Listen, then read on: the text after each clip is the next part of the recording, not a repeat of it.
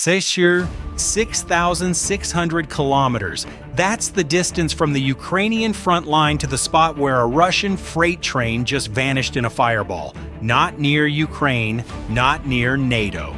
Deep inside Russia's far east, closer to Japan than to Kiev. A train loaded with military cargo, weapons, ammunition, some of it reportedly shipped in from North Korea.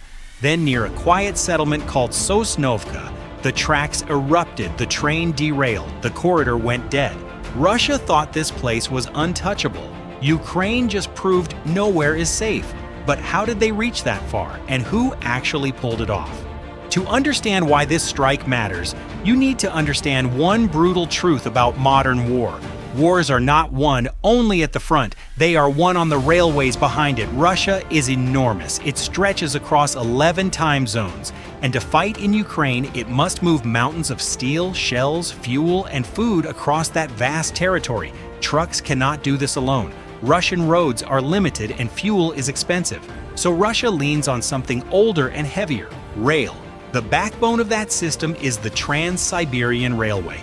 Over 9,000 kilometers of track, from Moscow all the way to Vladivostok on the Pacific coast. It is the longest railway on Earth, and it is the single most important logistics artery Russia owns. Every day, this line carries cargo that keeps the Russian war machine breathing. Tanks, artillery shells, spare parts, and increasingly, foreign weapons. Because here is the part that changed everything. Russia ran short on ammunition. So it turned to an ally almost no one expected, North Korea. Since 2024, Western and Ukrainian intelligence have tracked massive shipments moving from North Korea into Russia. Artillery shells by the millions, ballistic missiles, even soldiers. Those shipments arrive in Russia's far east. And from there, they must travel west, thousands of kilometers across Siberia, toward the front in Ukraine. The road they travel is the Trans-Siberian, and that made the Trans-Siberian a target. Now, Ukraine faced an impossible problem. Its long-range drones and missiles could reach hundreds of kilometers into Russia. On a good day, maybe 1,000, but the far east, the stretch near Khabarovsk, that was over 6,000 kilometers away. No drone Ukraine owns can fly that far, so Ukraine needed another weapon, not a missile, not a drone. Something quieter, something human. That weapon is sabotage. Agents on the ground, explosives placed by hand, partisans and intelligence operatives working deep inside enemy territory. Throughout 2025, this shadow war exploded in scale. Ukrainian intelligence and partisan networks like Sabotage hit railways again and again. They blew up tracks near St. Petersburg. They derailed cargo trains in the Leningrad region. They struck rail hubs near Rostov-on-Don and occupied Crimea. By late 2025, Russia had recorded a wave of railway sabotage stretching across its western regions. But all of it stayed relatively close, within reach of the war. The Far East felt different. It felt safe. It was so distant from Ukraine that Russian commanders treated it as a rear area, a place beyond the reach of the enemy. Guards were thinner there, attention was elsewhere. The assumption was simple. Nobody could strike this far. That assumption was the weakness, and Ukraine's military intelligence, the HUR, had been studying it. They understood something the Kremlin ignored. The most dangerous point in any supply chain is the one everyone believes is secure, so they built a plan, reach the untouchable, cut the artery at its source, send a message that would echo across all 11 time zones. They picked their spot near a settlement called Sosnovka in Khabarovsk Krai, a remote stretch of the Trans-Siberian humming with military cargo. Then they waited. They watched the schedules, they tracked the trains, they prepared the charges, and on November 13th, 2025, they moved. But what happened next? Nobody was prepared for. The target rolled towards Sosnovka in the dark, a freight train, heavy, loaded with military cargo. According to Ukraine's HUR, this train carried weapons and ammunition, some reportedly from North Korea. It was moving west, toward the war, toward Ukraine. The operatives were already in position, waiting along the track. They had done the hard part first. They had reached the Far East undetected. Think about that distance again, 6,600 kilometers from the front. That is farther than New York to London, and they crossed it inside enemy territory. The explosives were placed on the rail line itself, precisely, deliberately. Then they waited for the train. Timing was everything. Detonate too early. The track is empty. Too late. The train passes clean. They had one window, one chance to get it right. The train approached the charge. Seconds ticked down, then the tracks erupted. A powerful explosion tore through the rail line. The blast ripped the steel apart. The freight train derailed, cargo scattered, the corridor collapsed into chaos. According to HUR, the railway track was severely damaged. Traffic on the line stopped cold. One of Russia's most critical logistics routes went dark. In an instant, and this is where Russia made their fatal mistake. For months, Russia poured resources into defending its western railways, guards, patrols, surveillance. But the Far East, they left it exposed. They believed distance was defense. Ukraine understood that belief, and they weaponized it. By striking Sosnovka, they didn't just cut one train, they shattered an illusion, the illusion that any part of Russia is beyond reach. Now here is the detail nobody is reporting loudly enough. This wasn't a lucky accident. Ukraine's HUR filmed it. They released footage of the operation's preparation, the explosive placement, the setup. Intelligence agencies rarely show their hand like this, so why did they? Because the point wasn't only to destroy a train, the point was to send a message. Her said it directly. The Kremlin's security services cannot secure even their most critical infrastructure. That was a taunt, aimed straight at Moscow, and it landed where it hurts. Russian pride, Russian confidence, Russian control. Consider what the Trans-Siberian actually means to Russia. It is not just a railway. It is a symbol of Russian power across Asia. It was built to bind the empire together, to project strength to the Pacific. And Ukraine just planted explosives on it, then showed the world. What happened in the next hours changed everything. Russian emergency services scrambled to the scene. Crews rushed to assess the damage. The track was torn, the train was down, the cargo was compromised. But repairs on a line like this are not quick. Every hour of delay stacks up, and every hour the shells and weapons that train carried do not reach the front. Multiply that across the whole supply chain, the damage compounds, because a railway is a chain. Break one link and everything behind it backs up. Trains queue, schedules collapse, depots overflow, the whole system stutters. HUR made its intention clear. This was not a one-time strike. They said the work to dismantle enemy logistics continues. A promise of more. That single sentence should worry Moscow more than the explosion itself, because it means the Far East is now a battlefield. Permanently. And this is the part that has military planners around the world paying attention. Ukraine demonstrated a capability almost no country possesses, reaching an enemy's deepest rear. Most militaries fight along a front, a defined line where forces meet. Ukraine erased that concept. It made the entire enemy nation the front. From St. Petersburg in the west to Khabarovsk in the east, nowhere is safe. That is a nightmare for any defender. You cannot guard everything. Russia has thousands of kilometers of track, countless bridges, endless junctions. To protect it all would take an army Russia needs at the front. So Russia faces a brutal choice. Pull troops back to guard the rear, or leave the rear exposed and pray the sabotage stops. Neither option helps them win the war. Both drain them. Now let's be precise about what is confirmed. The claim comes from Ukraine's HUR. They stated the operation, released preparation footage, and described the damage. Russian railways and Russian officials, as is typical, said far less publicly. Independent battlefield verification of every detail is difficult. That is the nature of deep sabotage. But this fits a documented pattern. Ukraine hit railways across Russia all through 2025. The St. Petersburg line, the Leningrad region, Rostov, Crimea, and now the Far East. Analysts had already noted Ukraine was outpacing Russia in sabotage operations, so the Sosnovka strike is not an outlier. It is the natural next step. The escalation everyone expected, just farther than anyone imagined, and that raises the real question. If Ukraine can reach Khabarovsk, what comes next? Because a network capable of striking 6,000 kilometers deep does not stop there. It builds, it learns, it expands. Every successful operation makes the next one easier. Russian security now has to assume agents could be anywhere, any depot, any junction. That paranoia has a cost. It slows everything. It breeds suspicion. It ties up manpower. The North Korean angle makes it even sharper. Those shipments were supposed to save Russia. Millions of shells, a lifeline for a starving artillery force. Now that lifeline runs through a corridor Ukraine has proven it can cut.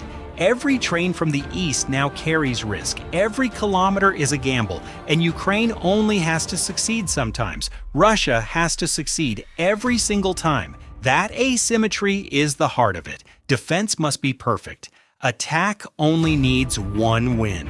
The train near Sosnovka was that one win, and it will not be the last. The blast that lit up the Trans-Siberian was more than an explosion. It was a signal flare fired across the entire Russian rear, telling every commander from Moscow to Vladivostok, "You are exposed." So what does a single derailed train in Russia's Far East actually mean for the war? Far more than the wreckage suggests. To understand it, you have to think like a logistician, not a general. Battles grab headlines, but supply lines decide who can keep fighting. Russia's entire strategy in Ukraine rests on mass. More shells, more men, more equipment thrown at the front than Ukraine can match. That mass has to travel. And in a country as vast as Russia, it travels almost entirely by rail. Cut the rail and you cut the mass. The Sosnovka strike attacks that foundation at its most vulnerable point, the long, thin corridor bringing foreign weapons from the east. Let me break down 3 scenarios for what happens next, based on how this campaign could realistically unfold. Scenario 1 is escalation and expansion. In this path, Ukraine treats the Far East strike as a proof of concept and repeats it.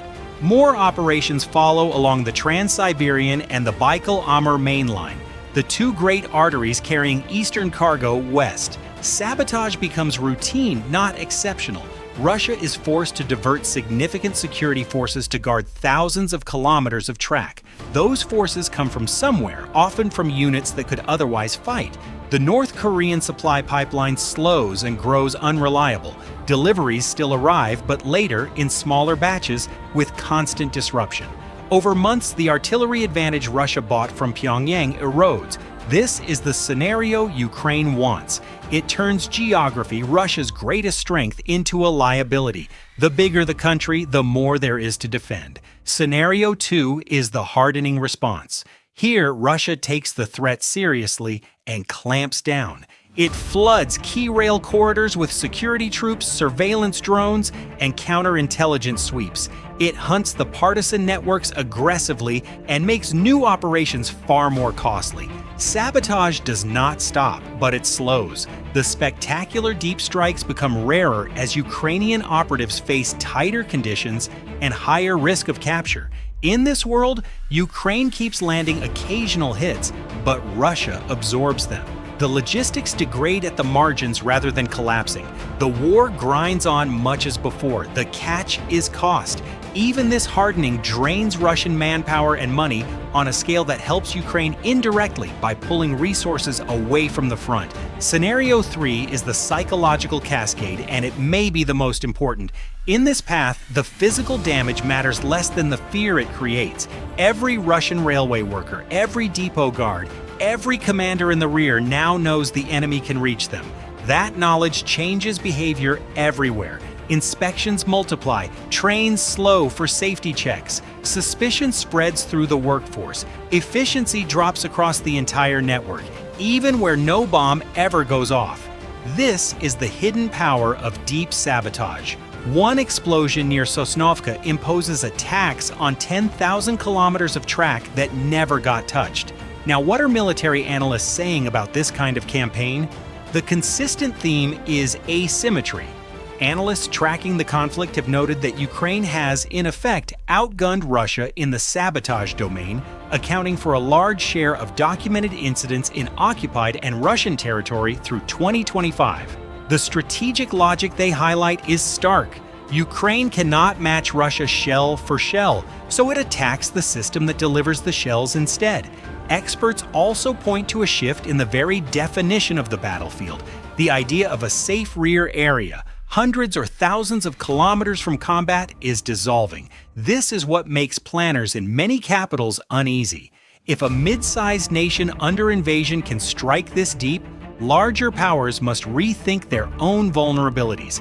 Every modern military depends on rail, ports, and depots far from the front. Sosnovka is a case study in how fragile that dependency can be. How does this compare to history? The parallels are old and instructive. In the Second World War, partisans behind German lines waged what the Soviets themselves called the War of the Rails. They derailed trains, blew bridges, and bled the occupation logistics dry. The irony is heavy here. The tactic the Soviet Union once celebrated against the Nazis is now being used against the modern Russian state. Go back further, and you find the same pattern in every major conflict. Sherman tearing up Confederate railways in the American Civil War, Lawrence of Arabia striking the Hejaz Railway against the Ottomans. The lesson repeats across centuries. Armies are only as strong as the iron roads that feed them. Cut the road and the army starves. What makes 2025 different is reach and reproducibility. Historical rail sabotage happened near the front or in occupied zones. Sosnovka happened at the far end of a continent. That combination, extreme distance plus a repeatable method, is genuinely new. It is why this moment stands out even in a long history of rail warfare. And now we get to the most important question of this entire video. What is Russia's next move going to be? Realistically, Russia has a limited menu of responses and none of them are clean. It can pour manpower into rear security, but every soldier guarding a Siberian junction is a soldier not fighting in Donbass. That trade favors Ukraine. It can lean harder on counterintelligence to roll up the networks, but these cells are small, dispersed, and hard to find across a country this size.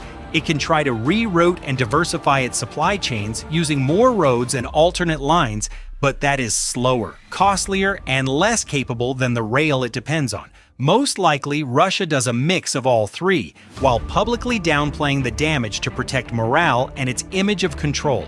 Expect official silence or talk of technical faults. Behind that silence, though, the paranoia is real, and paranoia is expensive. It slows everything a war machine needs to do quickly. So what should Ukraine do now? The strategic answer is discipline and patience. The temptation after a spectacular hit is to chase more spectacle, but the smarter path is consistency, a steady drumbeat of strikes that keeps the whole network unstable. Ukraine benefits most by making sabotage feel routine and unstoppable, forcing Russia into permanent, draining defense rather than a single dramatic panic. It also benefits by keeping the North Korean corridor in the crosshairs. That pipeline is Russia's answer to its shell shortage, so degrading its strikes at a genuine weakness. And Ukraine should keep doing what it did at Sosnovka, telling the story. The footage, the messaging, the taunt, because the psychological effect multiplies the physical one. Why will historians remember this moment? Not because one train burned. Trains have burned throughout this war. They will remember it because it marked the day the concept of Russian strategic depth cracked in public. For centuries, Russia's vastness was its shield. Invaders drowned in its distances. Napoleon and Hitler both broke against its endless space. Sosnovka flips that ancient logic. In an age of small teams, patient intelligence, and precise sabotage, vastness becomes a burden, not a shield. The more territory you must defend, the more targets you present. Ukraine turned Russia's greatest historic advantage into a sprawling, indefensible liability. That is the deeper story. Not a single explosion, but a proof that the rules of geography in war are changing. Historians studying this conflict will draw a line to this strike as an example of how a smaller power reshaped the battlefield through reach and imagination. And they will note the North Korean thread, a reminder that this war pulled in distant actors and that those distant connections created new vulnerabilities to exploit. The train near Sosnovka carried weapons meant to prolong the war. Instead, it became a symbol of how that war might be undermined from within Russia's own borders. That is why this matters far beyond one damaged section of track in the Far East. Here is the single most important takeaway. The explosion near Sosnovka was never really about one train. It was about proving that Russia's greatest strength, its endless size, has quietly become its greatest weakness. 6,600 kilometers from the front, Ukraine reached out and cut a nerve, and it filmed itself doing it. That changes the math of this war. Russia can no longer treat any rail line, any depot, any distant junction as truly safe. Defense must now be everywhere. And no army on Earth can defend everywhere at once. So here is my question for you. Do you think Russia can actually secure its rail network across 11 time zones? Or is this the beginning of a slow logistical bleed? Tell me in the comments. Next, I'm breaking down the North Korea-Russia weapons pipeline in full, how it works, what it carries, and where else it can be broken. If you want that breakdown and you want to keep tracking this war with real facts instead of noise, you know where the subscribe button is. Stay sharp. I'll see you in the next one.